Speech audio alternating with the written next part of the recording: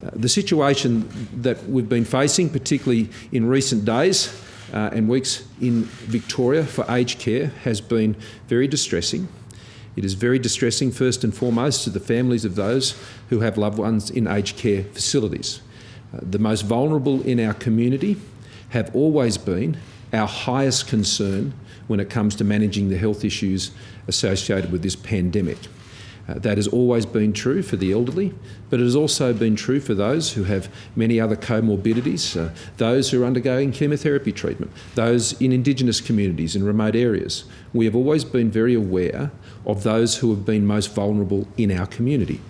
And elderly persons, particularly those in facilities which these days, as we know, aged care has changed. It's one of the reasons why I called the Royal Commission into aged care, because the nature of the demands on our aged care services have changed.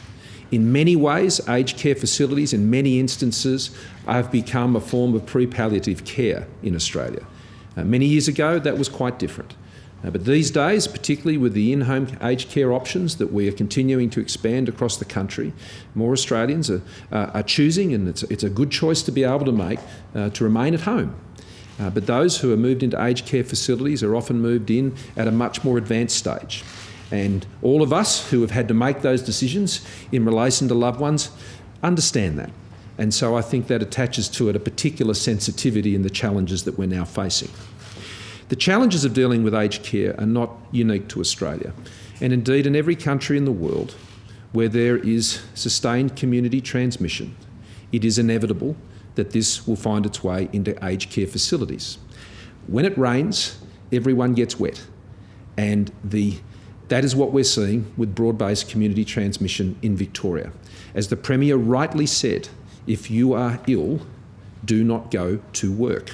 That is true if you work in a meat processing plant. It is true if you work in a chemist shop. It is true if you work in a restaurant. It is true if you're a journalist, a politician, whoever you may be, an aged care worker especially. We have, I think, over 750 healthcare workers, in particular in Victoria, who have been infected with COVID. This is the product of community transmission. And whatever workplace it is, then workplaces are vulnerable, and that's why the Victorian government has rightly put in place the protections they have to try and protect against that workplace transmission.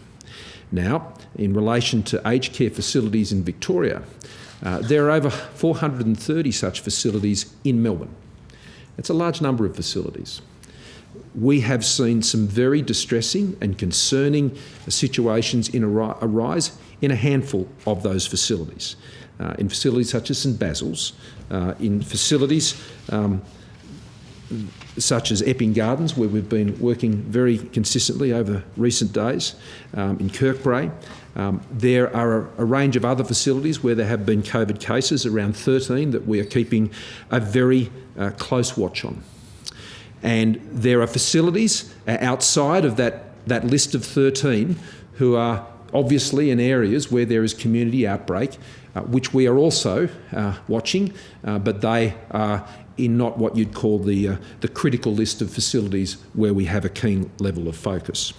So it's important to understand, because I can understand if people in Victoria or even elsewhere, as they're seeing unfold the very distressing stories out of St Basil's and the other facilities that have been affected most acutely, that they would have concerns about the facility where their family is. The good news is broadly across the aged care system in Victoria, we have been able, working together with the Victorian government, able to avoid those quite distressing scenes in the overwhelming majority of those facilities. But we will not be complacent about it, and the establishment of the Victorian Aged Care Response Centre has been a key initiative to ensure that we continue to stay on top and hopefully ahead of any potential threats that may emerge in those facilities. I'll ask Professor Murphy to speak to a number of those distressing cases. As I said yesterday when I was in Queensland before returning here yesterday, want to be as upfront with you as we possibly can about what has occurred in these facilities. And I said the Royal Commission will have absolute ability to go into the intricacies of these issues, and I hope they do, because all lessons always must be learnt. But in the meantime, happy for us to convey as much as we possibly can, because I believe that can provide some assurance to the public that we are aware of the problems that have occurred, and more importantly, are taking actions to deal with those problems and to try and prevent them in the case of any outbreaks that may occur in the future in these facilities. But I do stress the principal cause for transmission into aged care facilities has been through workforce transmission. It has principally come through the infection of staff more broadly in the community, many cases completely unaware of that infection, and by the time they became aware of that infection, then obviously they'd been in those facilities. And that is true in many workplaces around Victoria. In the case of aged care, then obviously the consequences of that and the implications are far more serious for those to whom they're providing that care. The actions that have been taken have been to principally address the disruption in workforce in these facilities. Where cases have been identified in facilities, there had been an immediate isolation of entire workforces in these places. Now, if you take out an entire workforce in a facility, that is going to have obvious impacts for the continuity of care, and very distressing consequences have flown from that. They trouble me deeply. I know they would trouble the Premier equally deeply, and our Ministers for Health. We are all very distressed by those events that took place in those few facilities that were affected in this way. And so it has been important in those cases to move as quickly as we can to get workforces into those places. Those workforces have been drawn from broader nursing staff, but also in particular in the Epping Garden Centre. They were supported by the ADF and on one occasion arranged quite late into the evening. But going forward, the key actions that were necessary were to ensure the cessation of all unnecessary elective surgery and to free up the private and public nursing workforces to support those aged care facilities. The aged care facilities that are in the most distressed situation you wouldn't describe as being in a normal aged care environment with residents. They have moved effectively into an inpatient care type facility akin to what you would see in a hospital. And so that requires, in many cases, an even higher standard of nursing care in those places. And so getting access to that private and public nursing workforce is a critical part of the solution to ensure we can move people quickly into those situations. So I welcome the decision of the Premier yesterday to make those decisions in relation to elective surgery. That is already making a very big impact. And I want to thank particularly the hospitals that have been in the clusters of areas around where these facilities are in working so quickly with our team in the Victorian Aged Care Response Centre to be able to make those staffing available. The second area of response was to transfer patients, because they had become patients in most cases, out of aged care facilities into both public and private hospitals. That has been an essential action, both to ensure that those Australians were getting the support and care they needed, but also that the facilities themselves could be brought back to a level of operations where the workforce could support it, and those who remain in those facilities could get the standard of care that we would all expect. So I thank the Premier also for his agreement to that step, working together to solve the problem.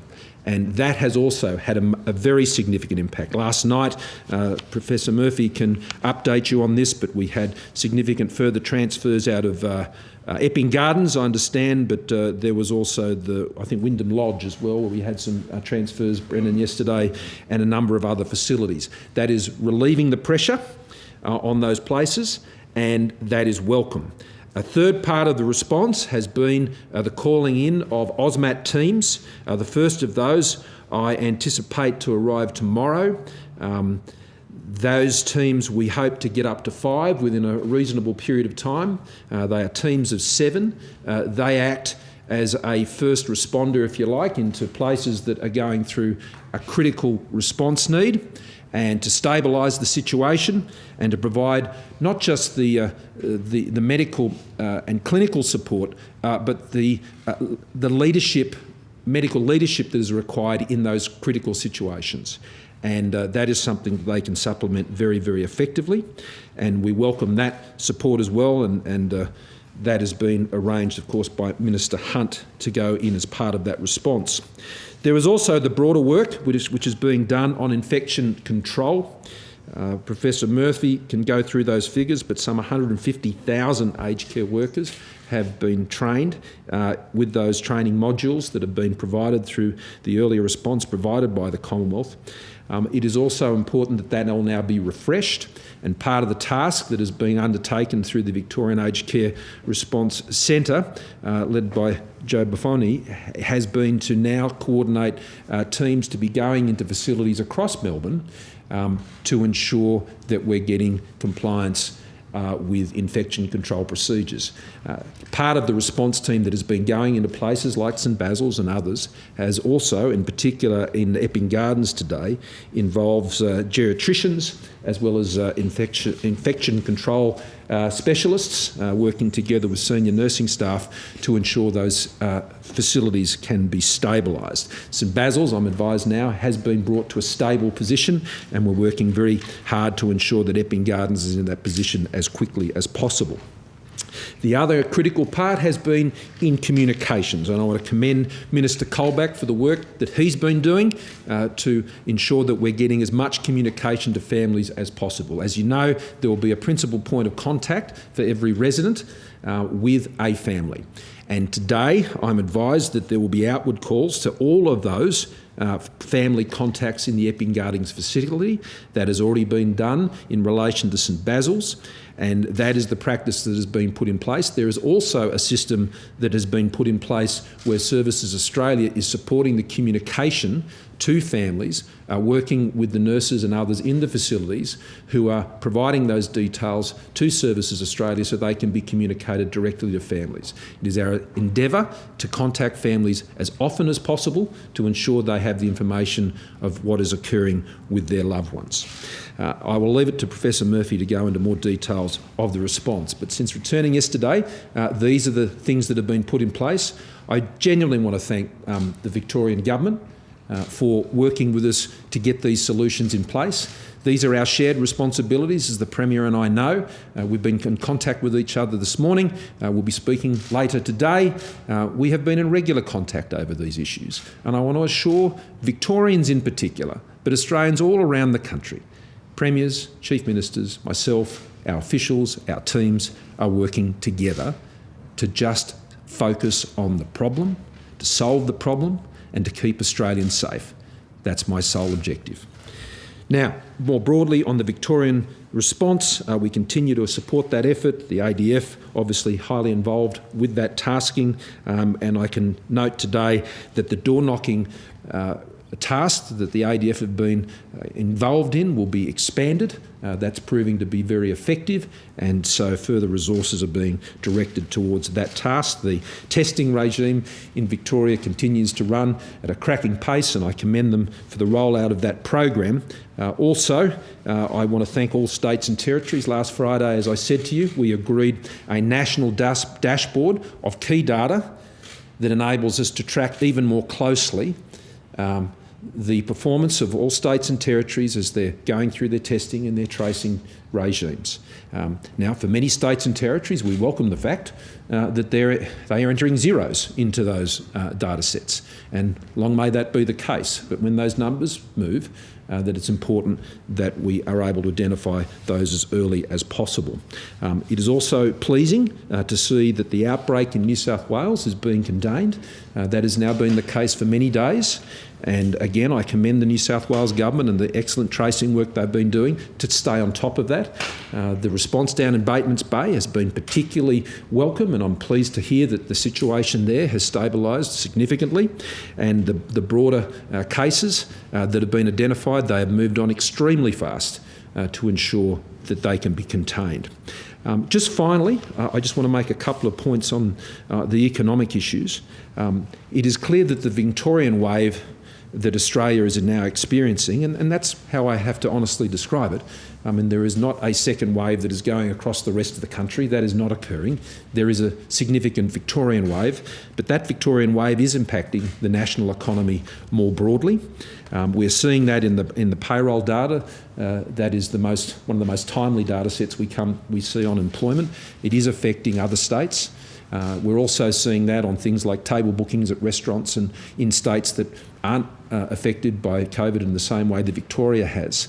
So that's what I mean when I say Australia wins when Victoria wins. It's in the national interest, not both from a health perspective, but from an economic perspective, that we ensure that Victoria wins here. And we're all backing Victoria to win, and we're all putting everything we can behind Victoria to ensure they can do that. And where we have shared responsibilities, we are working incredibly closely together. I also welcome the announcement by APRA today, made before markets open, which will ensure banks will have continued flexibility to be able to deal with commitments that their clients have on their mortgages and business loans and things of that nature. And I think that has shown a fleet-footedness by APRA in response to the crisis. Also of interest, the Australian Office of Financial Management announced the syndication of a $15 billion 30-year bond. That is the second, I understand, of those 30-year bonds. One was done when I was Treasurer. They locked that in at some 1.94%.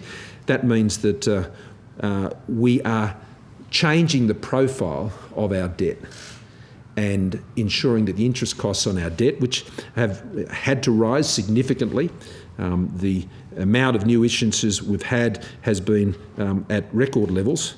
Combined together with T-notes, we've raised just under $200 billion in recent months, 197.6 to be exact, 132 through bonds. And these have been oversubscribed. And that is an indication of the confidence that the world's financial markets have, both in how Australia is managing, I think, the COVID pandemic, but also the financial management of the country through this pandemic. And with that, I'll pass you to Professor Murphy. Thanks, Prime Minister.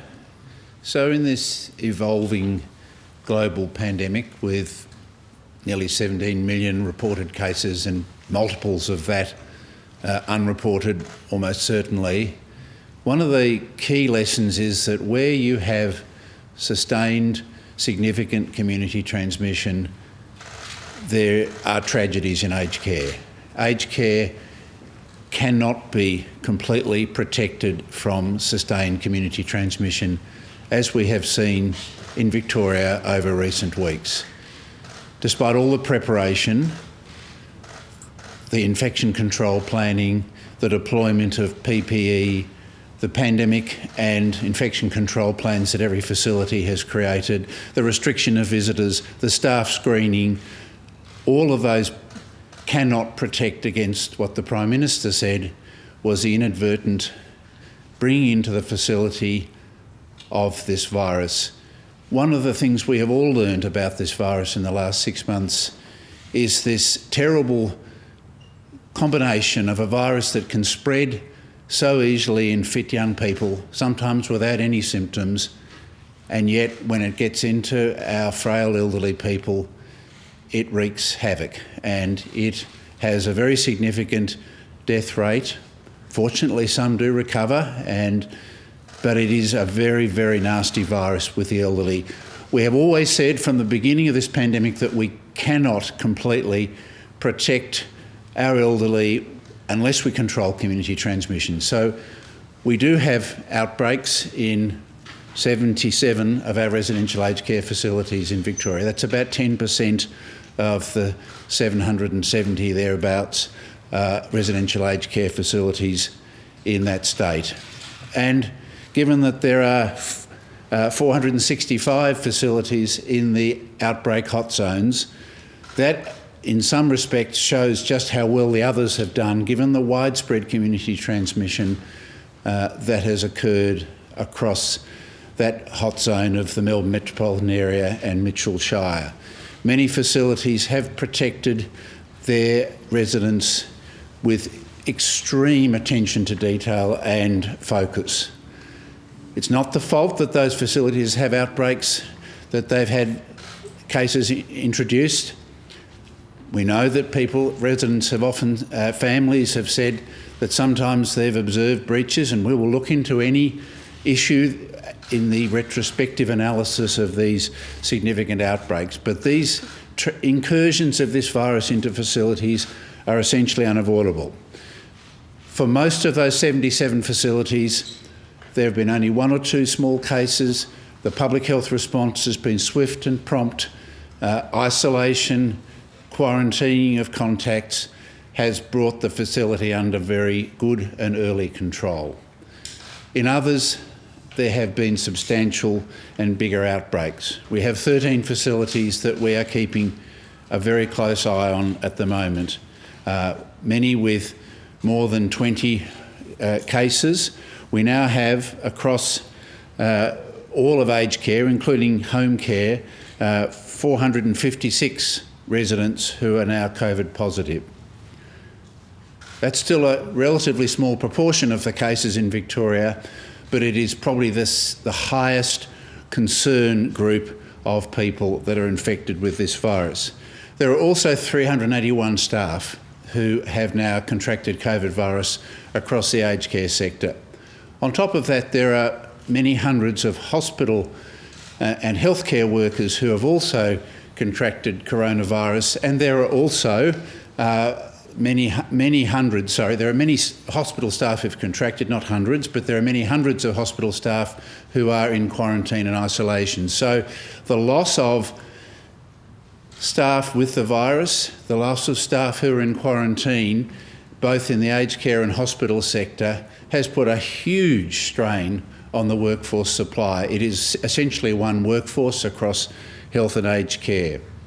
That has been one of the most significant factors. The most tragic part of this aged care outbreak is that there have been 49 deaths in aged care. That is a terrible tragedy, and there will be more. There will be more deaths with the number of aged care recipients that are infected. We know that, it is a certainty. We will see deaths every day, and that is a tragedy. This virus, once it gets into many frail elderly people, has an inevitable fatal outcome in some cases. There is no effective treatment, as we know. There are some treatments that can help a bit in some people, but essentially it has an inevitable outcome.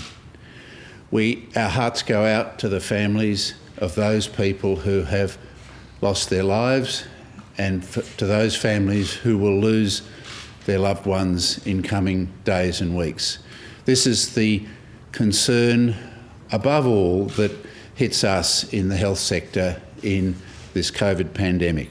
And that's one of the reasons why you've heard the Victorian Premier and the Chief Health Officer there talk to those younger and fitter people who aren't sick, who are spreading this virus in the community. That's the consequence of not doing the right thing if that is happening. I will talk a little bit about two significant outbreaks. The first one that occupied us over many days last week and on the weekend was St Basil's Home for the Aged. That, as the Prime Minister said, we had an event that we have not experienced before in the outbreaks such as in New South Wales that we've had before, and the other outbreaks in Victoria, where the nature of the outbreak was that the public health officials in Victoria decided that the entire staff of that facility should go into quarantine, management, staff, everyone, the whole staff. So we had to find, in partnership with Victoria, a new staff, new leadership, and that staff had to be found in a context where there essentially were no spare staff in Victoria because of the number of staff and contacts that were in quarantine and isolation. So it was very, very difficult. Staff were found from all sorts of sources, but they were not staff that knew this community, and there is no doubt that there were a very challenging situation, and there were clearly deficiencies in care. Once those deficiencies in care became widely known to us last weekend, we immediately moved to decant residents from that facility. 64 have now been moved to hospital settings.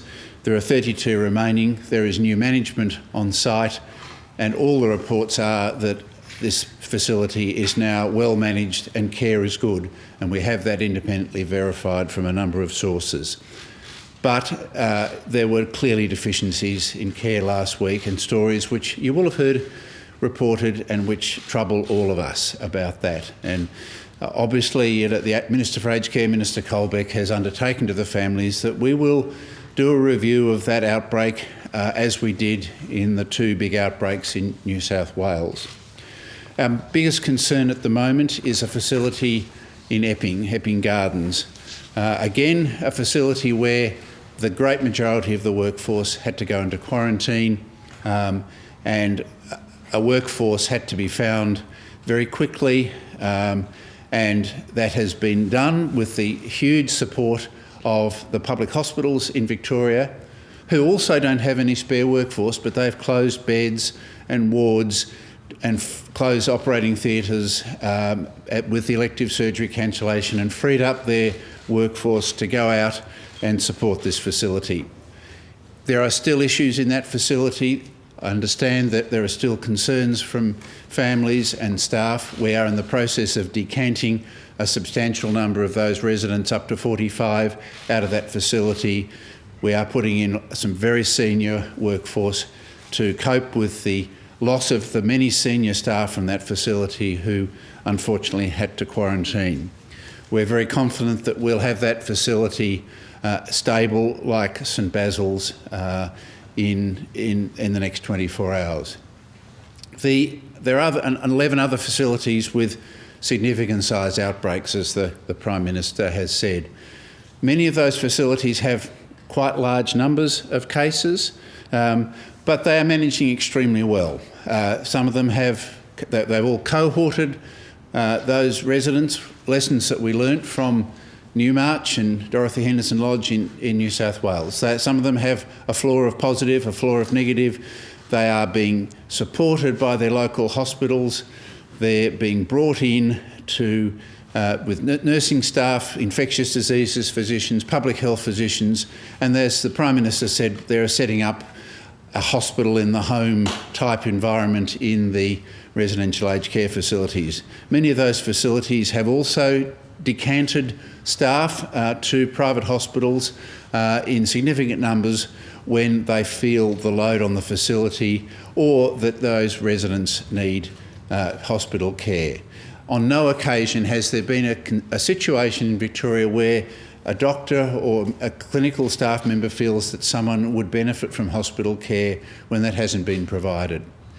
But given the events of the last few days, we have spent a lot of time with the Victorian Department of Health working out ways to ensure that these sort of staffing shortages don't ever happen again. And we have now got a very strong agreement that priority will be given to meeting the staffing needs of every residential aged care facility with public hospital staff. They're the only staff at the moment we have left. We are looking at trying to bring in from interstate additional nurses and trying to recruit new personal care workers from nursing students and other sources. But at the moment, the only staff that are available when there are mass quarantines of staff are the hospital workforce. And I can say with incredible gratitude to my colleagues who run the hospitals in Victoria how much they have stood up and provided senior nurses, teams of nurses, to go into facilities where there are staff shortages, where staff are in isolation or in quarantine, and step in and fill the gap and provide that leadership. And we've seen that in several facilities over the last 24 hours, and we have a guarantee now that this will happen, and we'll make sure that at no stage do we get a staffing situation which leads to those significant deficiencies in care. We also have, with a very welcome announcement of the Victorian Government, the cessation of non-urgent elective surgery. We're freeing up significant private hospital capacity across Victoria, and we will continue to transfer residents with COVID or with high care needs from those facilities where it's seen necessary to make the care environment safe. You can make the care environment safe, as we have seen in St Basil's at the moment. There are still some positive cases there, but things are stable and good by all accounts. So there are many other things we are doing. As Prime Minister and Minister Hunt have said, we've set up a joint Victorian and Commonwealth Government aged care response centre, where we now have a number of senior clinical staff, infection control, geriatrics, senior nursing staff to respond to these issues, to rapidly deploy to a facility that has any issues. We've set up a workforce agency which will recruit staff from interstate, fly in some nurses from other states, create a new pool of nurses to help and personal care workers to help support these facilities. We're also going to deploy a range of infection control enhancements. As the Prime Minister said, there was extensive training in infection control, but when you're busy, things can slip, and you need to have people coming in to supervise, ensure that you're doing the right thing. As Minister Hunt announced, we're also deploying face shields. Staff in residential aged care facilities are now wearing masks routinely, but if we can put face shields on top, that provides additional protection, stops people touching their mask, and ensures that people are much more aware of infection control practices. We'll be also making sure that every facility is visited by an infection control expert that can ensure that the training is up to date and that people are refreshed in that way. We are very, very keen to make sure that those facilities that don't have outbreaks continue their excellent protection and practice, and we want to help bolster them. It's been very difficult for families that, because they have been generally prevented, except in limited circumstances, for visiting, but we have to keep anyone unnecessary out of these facilities to protect the residents. Finally, I wouldn't be remiss of me not to say that the most important thing we can do to solve the residential aged care outbreak in Victoria is to control that community transmission. So to all of my fellow Victorians, and I am a Victorian at heart, please do what your Premier and Chief Health Officer are saying. Please keep that movement to the absolute minimum. Please do what you're being asked to do. Do it for your elderly fellow Victorians, because it's the community transmission that has caused this problem. Thanks, Prime Minister. Thanks, Brendan. Dan Andrews said yesterday that he will let his own mother in some of these aged care facilities. Now, given they're regulated by the feds, how do you respond to these quite emotive criticisms of your government's handling of these aged care facilities? And is there blame shifting going on? I'm not interested in any of that. What I'm interested in, I know what the Premier is interested in, is us working together to solve the problem. And the reports of, I think, these things about how the Premier and I are working together are greatly exaggerated. The Premier and I enjoy a very good working relationship.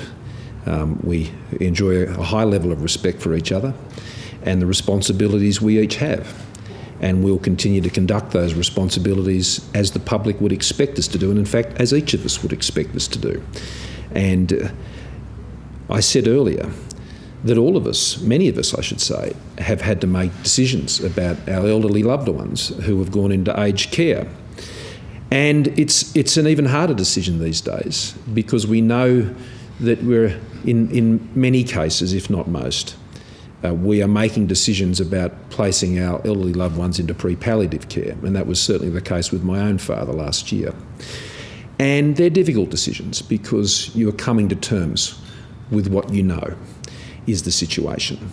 And so I completely understand the emotion that is around this issue. I saw this with Minister Hunt yesterday, and I understand the emotion of whether it's the Premier or anyone else about these issues. And that's why I think we have to deal with them sensitively, which is what we're seeking to do. That's why I'm so appreciative of some of the heroics of the nurses and nurses' aides and assistants that have been working in those most affected facilities is truly extraordinary. Whether it was the ADF nurses that went in at 11 o'clock the other night into what was one of the most challenging circumstances they have certainly faced. Or whether those who just bravely got out of bed each day and said, I'm going back to work today. I say thank you to them. They have concerns, and we want to allay those concerns, particularly with the practices that Professor Murphy has outlined today, whether that's in the provision of PPE equipment and the additional support going into infection control, to assure the aged care workforce that they can get to work. They shouldn't go if they're not well, obviously. But those protections can be in place, and that's what the Premier and I are keen to, I think, reinforce. The entire system depends on that operating effectively. The aged care system has challenges in it because of what I've said before. That's why I called a Royal Commission into aged care. I'm not naive to those challenges and the significant demands that are going to be placed on the Commonwealth to respond to those. Already we have made some significant responses when it comes to in-home aged care places, and in the budget we will be making more. But what I am keen to stress today is the context. And the context is that out of more than 430 aged care services and facilities in Melbourne, we have got some very serious and acute conditions in 3, arguably 4. And that includes previously Monarch, which we had to completely transfer people out of. In the hundreds of other facilities around the state, and particularly in the metropolitan area, then they have been managing extremely well. And so I would point to that experience to calm people's concerns, and certainly to not add to the any exaggeration of how that relationship is proceeding. The relationship is a very strong one. We've worked together for some period of time now, and that working relationship undoubtedly will continue to serve both Victorians and Australians, I think, hopefully well. David. Why is it only today that some of this federal intervention is happening? Why wasn't it coming forward at the National Cabinet meeting on Friday? This crisis has been weeks in the making in aged care. Have you acted too slowly on this? Well, David, you must have missed the announcement that was made on Friday about the establishment of the Victorian Aged Care Response Centre.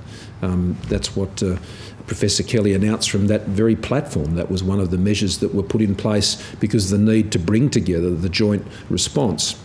And what had occurred over the weekend in particular, which rapidly escalated the situation in a number of these facilities, as I said, was the complete withdrawal of the workforce.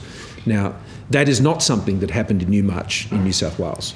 This was a new situation that had not been anticipated or foreshadowed at a state level or considered at a federal level, that an entire staff of an entire facility where there'd been a significant COVID outbreak would be completely removed, effectively almost immediately.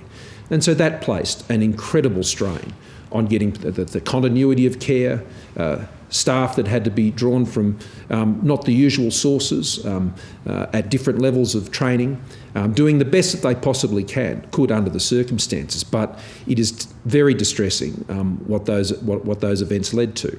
And so what you're seeing, David, is that these circumstances that we're facing constantly change, and they present new challenges. The challenges that we have in Victoria are very different to those that we experienced in Newmarch. In Newmarch, the majority of the staff were able to be retained in the facility to ensure that there was a continued continuity of care in those places. There was not broad-based community transmission that led to what occurred in Newmarch. In Victoria, there has been, and that means that more facilities are at risk, and the fact that more facilities have not resulted in the circumstances we've seen in this small number of facilities in Victoria is welcome news and encouraging news.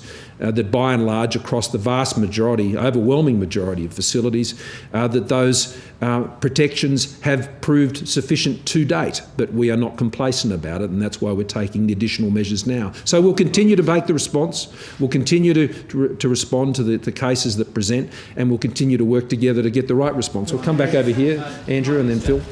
Professor Murphy, welcome back. I bet you've missed us. Can I ask you to update us on the ICU capacity down in Victoria, and what thinking there might be or what planning there might be to to boost that from other states and territories, perhaps by transferring patients? And Prime Minister, could I also ask one about pandemic leave? Clearly, you've resolved an issue. You've resolved the issue in aged care, but extending pandemic leave to others to ensure they aren't at work if they are told to be isolated. Can I ask that one as well? So I haven't got the actual data on ICU capacity, but we're very comfortable with that situation at the moment. The outbreak in Victoria has seen some hundreds of people in hospital, but ICU occupancy is still well within its base, and we have already substantial plans to expand ICU capacity in the public and private hospital system in Victoria. I don't think there would be any foreseeable need in the next, unless we had a very significant increase in the number of severe cases to do that. This is one of the challenges at the moment in Victoria, is that we have seen this problem in aged care, but the hospital system has otherwise been coping very well. We can get back to you on the current data today on the ICU capacity. I've come prepared for aged care, but all of our reports are that we're very comfortable with the ICU capacity in Victoria at the moment, and with the already planned expansion capacity. There's a lot of potential expansion. That is not a current concern. Obviously, we're watching it carefully. I think it's one of the biggest differences between now dealing with this Victorian wave and when we're dealing with the broader first national wave, is the concerns we had in that first few months was we had to build up those ICU capabilities. And not only is there that capability in Victoria that has been built up, but obviously around the rest of the country. And as you say, you can put a respirator on a plane and you can move it between states very quickly. So that is, I think, a welcome assurance to people that we have a much higher level of confidence today than we had back in April and March when it came to those issues. On the issue of pandemic leave, it's a matter I have discussed with the Minister for Industrial Relations, and as you know, there are ongoing discussions between the government, employer groups and employees about a range of issues managing the pandemic, and that will be one of them. Can you speak about the effect of Victoria on the economy more broadly? Until the Victorian outbreak, we were sort of on track to reopen a large amount of the domestic economy by now, mid to late July. Can you even estimate or guess when we might reach that point that we're supposed to be at now, given what's happening in Victoria? At what stage we might get to having all the borders open and most of our commerce? Not at this stage, Phil, with the status of the Victorian wave. I'm significantly encouraged by what we've seen in New South Wales, where there has been a real test of the system with a number of outbreaks, and the capability to get on top of those quickly should give all of the country great encouragement that it is not an inevitable consequence that where there are outbreaks, it can result where, sadly, the Victorian situation has come to. That's not a criticism, they're just an observation of facts. So I think that's encouraging. It says that, yes, we can get on top of this when it occurs. So, there are a couple of cases in Queensland today, and a school has been closed for a short period of time to deal with that. I have a lot of confidence, as expressed to me by the Chief Medical Officer this morning, Acting Chief Medical Officer, Professor Kelly, about the response to that situation and the readiness of their tracing capabilities in Queensland. So I think once we get a better read on where these numbers are in Victoria, and hopefully we will see better numbers from Victoria today, but we don't know. But what I do know, Phil, is, and I've got another meeting with that group of what was known as first movers later today, is that a number of those are facing similar challenges to Australia. A lot of countries that went through that first period as successfully or almost as successfully as Australia is now seeing this again. So this is not unique to Australia. But, that Walker Seafoods visit I made yesterday was tremendously encouraging, because it just showed a business that was adapting and changing their business model, making use of the supports that were available to make decisions, keep people in work, grow their business, get themselves out of it. And when businesses are doing that and governments are doing what governments are doing, then it is my hope that we can have a better read on that about a month from now. But I think any time before that, that's, I think, a cautious estimate, a month from now. If we get a better read on that in the next couple of weeks, well, I'll be the first to celebrate that.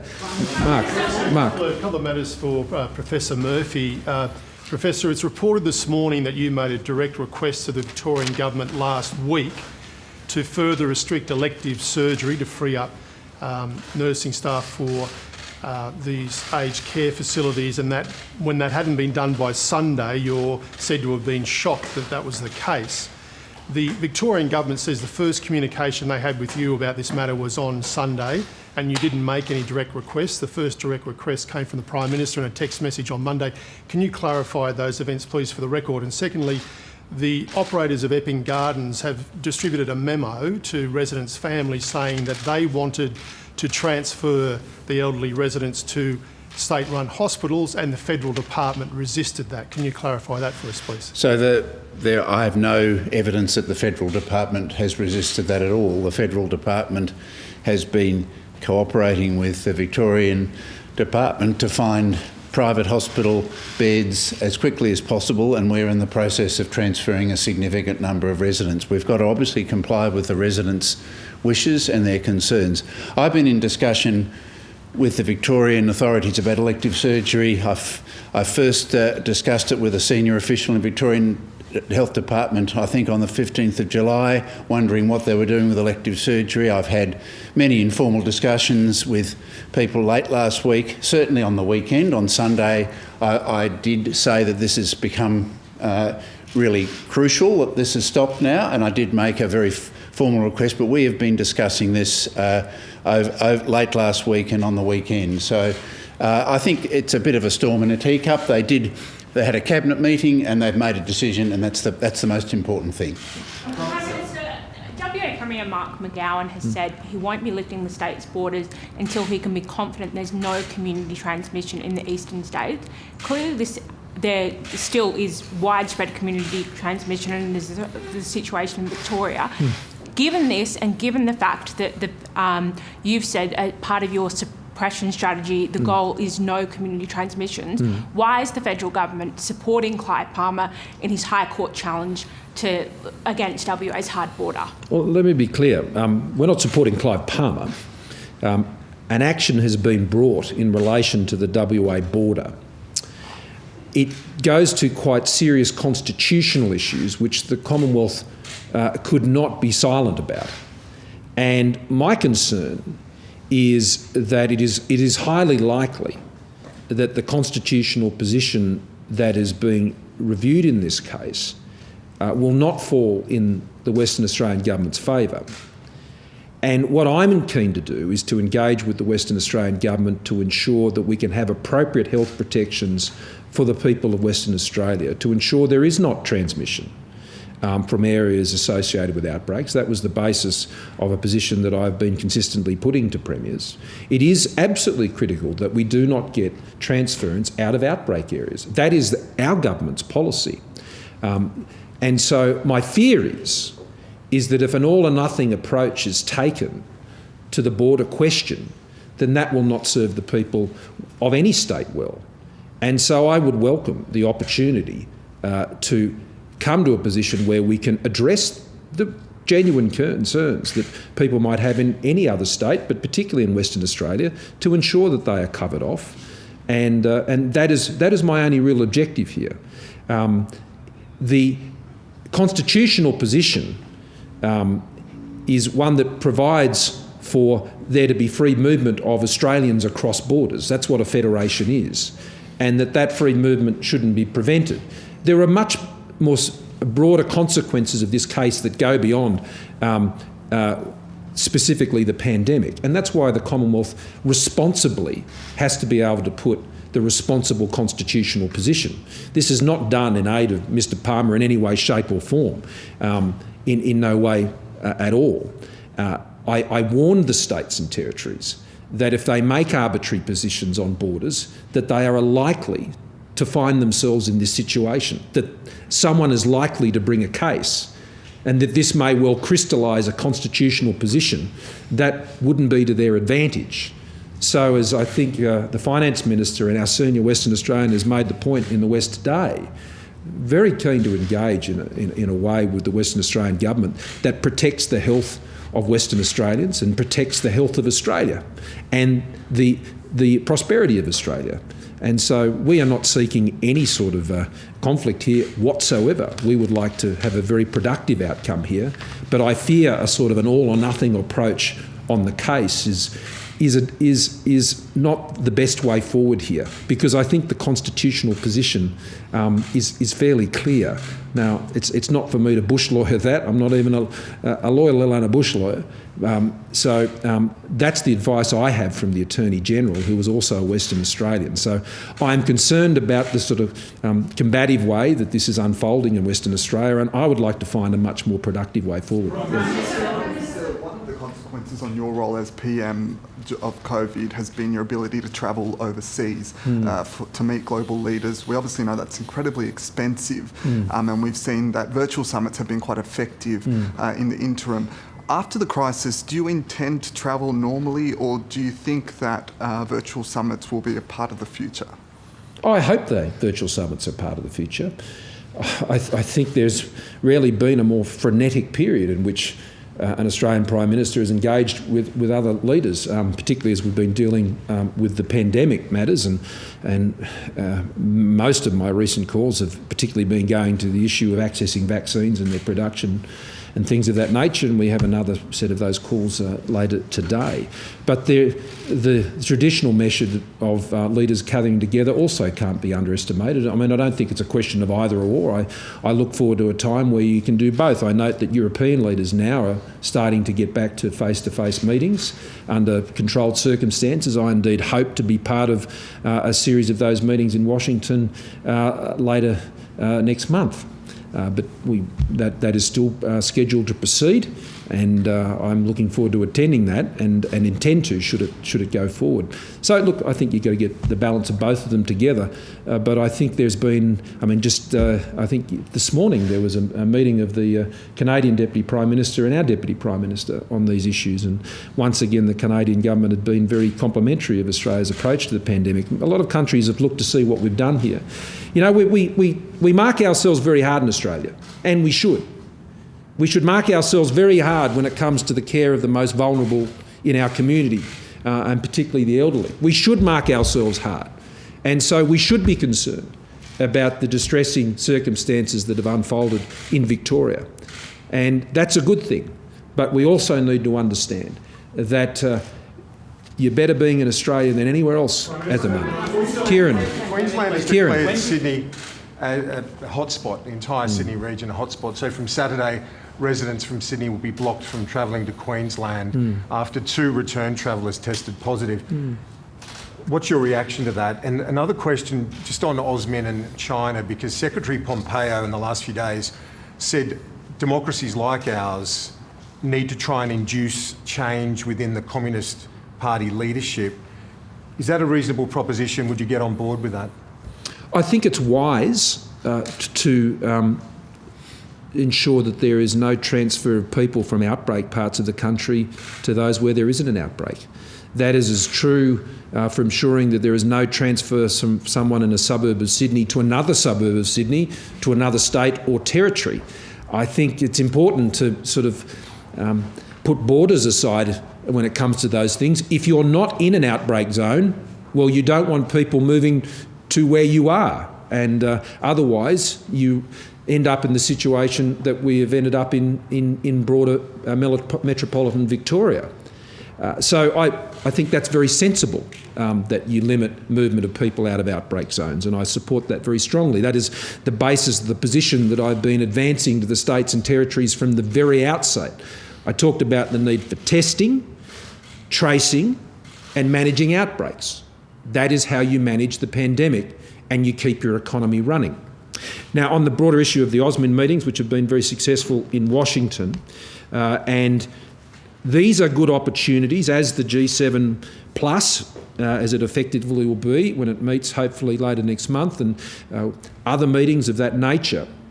These are great opportunities for like-minded liberal democracies of developed economies to come together and share common views about how we work with each other, how we develop our economies, and how we work together to promote peace and stability globally, and particularly in the Indo-Pacific region. And that has been the focus of these talks that we have had with AusMin on this occasion in Washington. And so I would agree that the more that like-minded liberal democracies, particularly those developed economies, but broader than that, the participation, I think, of India in these discussions, which both Prime Minister Modi and I were able to attend in France last year, this is very helpful. The like-minded partnership that is which is strengthening between Japan, Australia, the United States and India, not just on economic issues, but broader strategic issues, I think contributes to a strategic balance in the Indo-Pacific which promotes peace and stability, which is what we want. We want a successful Indo-Pacific prosperous region. We want China's economy to be strong and successful. We want Malaysia's economy to be strong. We want Indonesia's, we want Australia's, we want Japan's, Korea's, Myanmar's. We want all of these places to be strong. And for that to happen, it has to occur on the basis of a stable balance within the region. And I think the cooperative way which like-minded developed economies, liberal democracies, are coming together, I see as a very positive force for peace and stability. I suspect Chris has a question along similar lines. You've answered so magnificently, I'll move on. You've mentioned the 30-year bond issue. Yeah. There's been a lot of talk recently about modern monetary policy. Essentially, a government can borrow from itself forever. Are you compelled by that idea? No. Paul, you've been very patient. Yeah, on paid pandemic leave, when did you ask the Industrial Relations Minister to consult on that issue? Does that indicate you're now inclined to provide it? And why now when unions have asked for this for months? No, I've spoken about that in recent days. Prime Minister, can I ask, Senator Holly Hughes attended one of the COVID-implicated Sydney restaurants and has chosen not to self-isolate, I understand. I'm not aware of the circumstances of that, so I can't really comment on it. So, well, I suspect he's giving Netflix a pretty good workout. Hopefully he's doing a lot of work on other briefs and things of that nature, which I suspect he more likely is. But I think what that demonstrated was the rapid nature of the response of the New South Wales tracing effort. And he was contacted very readily. I was informed of that on Sunday evening and immediately made the decision that he obviously wouldn't be travelling the next day when I was going to Queensland.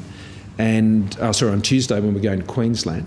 And then we took the appropriate advice from the Acting Chief Medical Officer about how that was managed. I mean, as you've probably observed, we're a little more strict on how we practice social distancing than clearly the press gallery is today, and as they are on most occasions when we're standing out here. But we do follow that. And I want to thank particularly my staff and the medical support I've provided and my own doctor here in Canberra, who takes regular checks on me, and that's practiced pretty significantly here to ensure that I don't provide vulnerability just the once. Yeah. Prime Minister, are we in danger of being caught in a pre-election vortex with the Trump administration? Sorry, I couldn't quite hear. Are we in danger of being caught in the pre-election politics in the United States? Is that why we're slightly at odds on some points in that AusMin letter and not as strong as the United States had hoped? Well, Australia sets its foreign policy on our own national interests. And while we have the deepest and most lasting of friendships and alliances with the United States, that doesn't mean we always share every view to its minute detail. And there is often a difference in nuance or emphasis or timing and on occasion in substance. And part of that is because of our economic composition and relationship with our region is different to the United States. And so those economic interests will be different. But there's no doubt about the core of that friendship and that partnership or about its objective. Now, we're both passionate, vibrant, liberal democracies, and thank God for that.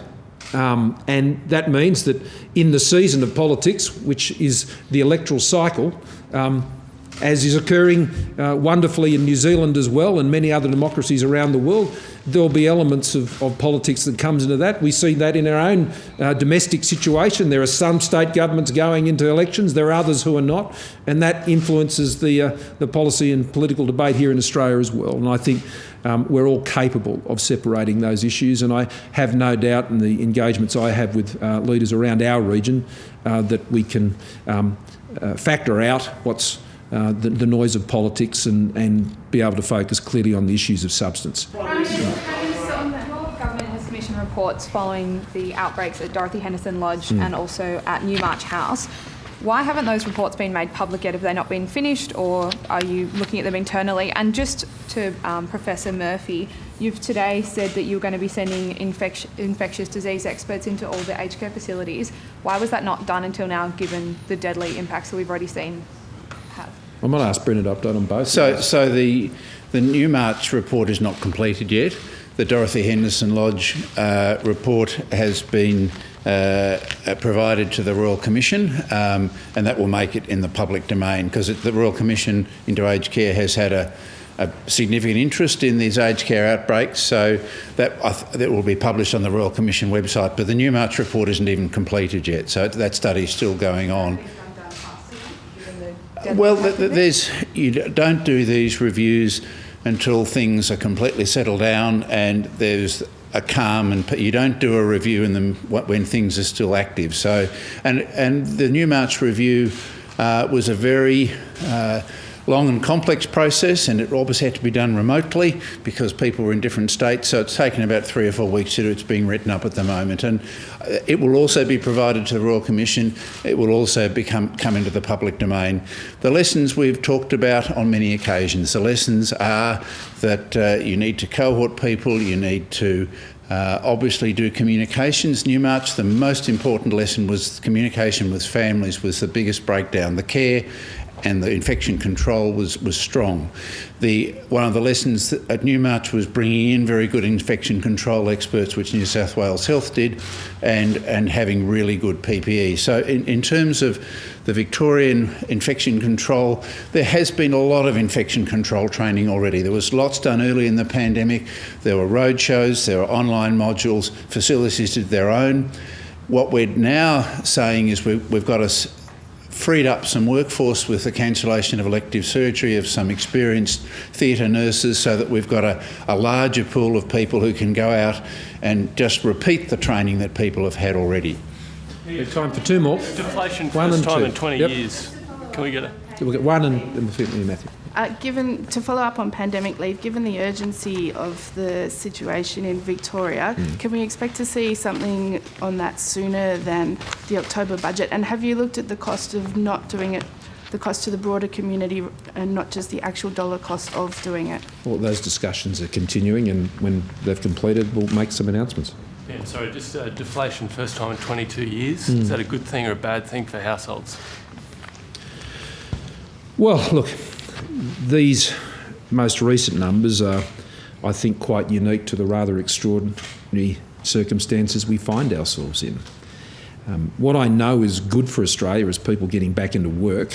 What I know is good for Australia is businesses having the confidence to open their doors again. What I know is good for Australia is that when there are more people in work, then that is providing the revenue to support the essential services that Australians rely on. We're going to see lots of numbers that will be interpreted many different ways, and I'm not going to provide a commentary on that. A good example is a point I was making last week, and this is the issue of unemployment. Now, for a long time, we've always looked at the headline or the published rate of unemployment, measured rate of unemployment, as being the key indicator of unemployment in what's happening in our economy. Now, we know that that's not the case in this pandemic. The measured unemployment rate understates the amount of unemployment that we're seeing in our economy at the moment. And what we have occurring at the moment is we have the effective rate of unemployment actually falling while the measured rate of unemployment is rising. And I'm sure that some will take the opportunity to pick their figure as to make whatever case they'd like to make. But why the effective rate of unemployment is so important is it takes into account those who may have gone out of the workforce but in ordinary cases would still be in it, those who are working 0 hours but may not be considered unemployed. I think we have to have a real honest understanding of what's going on with unemployment in this country, and that's why the Treasury have advised, and we agree, that the effective rate of unemployment is the right way to assess where the labour market is at the moment. And what is concerning to me More concerning to me, I must say, is the payroll data, which shows that the Victorian wave is having this broader impact on the national economy and is in some cases slowing and in other cases reversing the upward trend that we were seeing in employment in the country. That is of great concern to me.